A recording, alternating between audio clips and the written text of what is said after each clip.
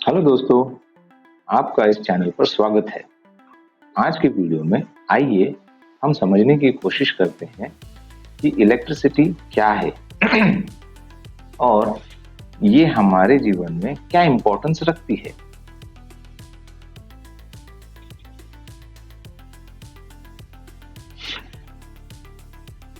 ये बहुत जरूरी है कि हम जाने इलेक्ट्रिसिटी क्या है, इससे पहले कि हम ये जानें कि ये काम कैसे करती है और ये हमारे लिए डे टू डे लाइफ में इम्पोर्टेंट कितनी है। दोस्तों, इलेक्ट्रिसिटी इनविजिबल होती है, इसीलिए समझने में काफी दिक्कत आती है, लेकिन हम इसको हवा के जरिए समझने की कोशिश करते हैं। एयर हमारे अंदर भी होती है और वातावरण में भी होती है। एयर के थ्रू एयर के थ्रू हम बिजली को समझने की कोशिश करते हैं। ठीक है। एयर में बहुत सारी किस्म की गैसेस होती हैं, जैसे oxygen, carbon dioxide, hydrogen, nitrogen etcetera. इसका मतलब ये है कि इलेक्ट्रिसिटी भी हमारे अंदर और बाहर मौजूद है, ये पहले ही से है। यहाँ पर हमको ये समझना जरूरी है। हमारी बॉडी में ब्रेन इलेक्ट्रिकल सिग्नल्स के जरिए ऑर्गन्स के थ्रू अपना काम करवाता है। इसी तरीके से बाहर में जो इलेक्ट्रिसिटी मौजूद है उसे हम जानने के लिए लाइटनिंग का भी सहारा ले सकते हैं, जिसे हम बिजली कड़कना कहते हैं। ये भी बिजली ही है, मगर इसका वोल्टेज काफी ज्यादा है।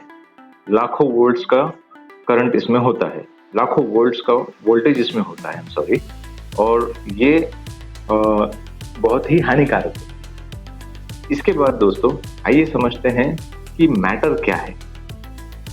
पूरे ब्रह्मांड में दोस्तों जितनी भी चीजें हैं वो मैटर से बनी होती हैं, और मैटर में एटम्स होते हैं जो हमें दिखाई नहीं देते। एटम्स बेसिकली 3 चीजों से बने होते हैं, प्रोटॉन, न्यूट्रॉन और इलेक्ट्रॉन। हमसे रिलेटेड जो चीज है वो इलेक्ट्रॉन है। इलेक्ट्रॉन नेगेटिवली चार्ज्ड होते हैं। इसका मतलब हर वस्तु धातु में इलेक्ट्रॉन्स नेगेटिवली चार्ज्ड होते हैं, यानी चार्ज वहां पर ऑलरेडी होता है। तो इलेक्ट्रॉन ये हमारा फंडामेंटल पार्टिकल है जो नेगेटिव चार्ज कैरी करता है। ये जब मूवमेंट करता है, इसी का मतलब होता है कि उसमें करंट बह रहा है। Okay, so the movement of this charge is what we call electric current. So अगर इसमें कोई मूवमेंट नहीं है, इस इलेक्ट्रिकल चार्ज में कोई मूवमेंट नहीं है, इसका मतलब उसमें करंट बह नहीं रहा है। दोस्तों, इसीलिए नॉर्मली इसे पानी के जरिए भी समझा जाता है कि अगर पानी ठहरा हुआ है तो उसमें कोई करंट नहीं, लेकिन जैसे ही पानी बहने लगता है उसमें करंट पैदा हो जाता है। तो दोस्तों, अब तक के हमने देखा कि नेगेटिवली चार्ज्ड इलेक्ट्रॉन्स के मूवमेंट होने पर करंट पैदा होता है। लेकिन दोस्तों, हमको ये समझना होगा कि ये किन किन चीजों के थ्रू मूव हो सकता है। जैसे कि इसको मीडियम चाहिए होता है, और इलेक्ट्रिसिटी टू मूव और flow it needs a medium. इसको कोई जरिया चाहिए होता है, राइट।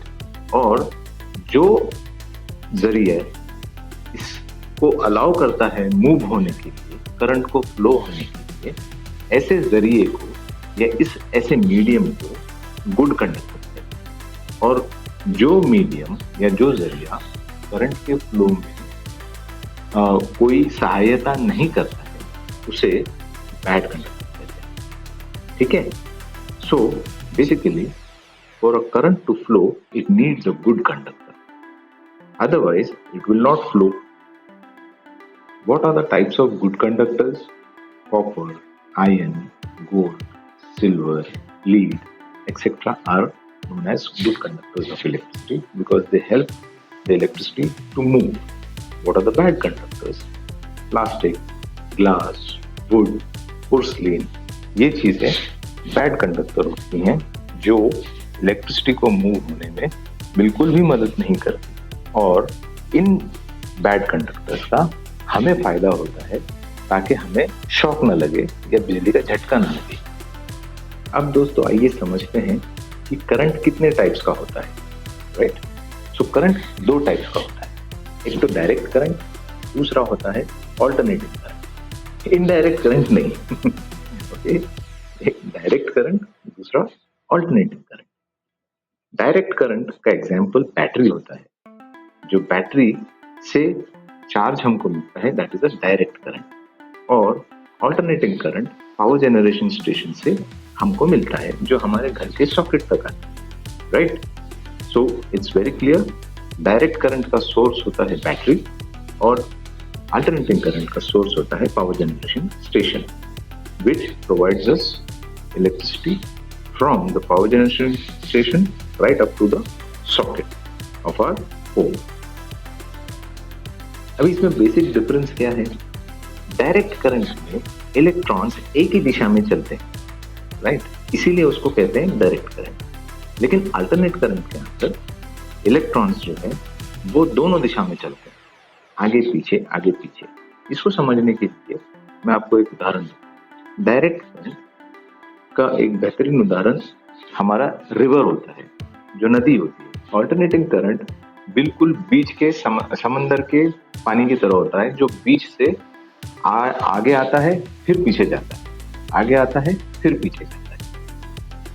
एक छोटी सी समरी बनाई है दोस्तों, आप पढ़ लीजिएगा और मिलते हैं हमारे नेक्स्ट वीडियो में जो कि फॉलो अप होगा इस वीडियो का। Thank you so much.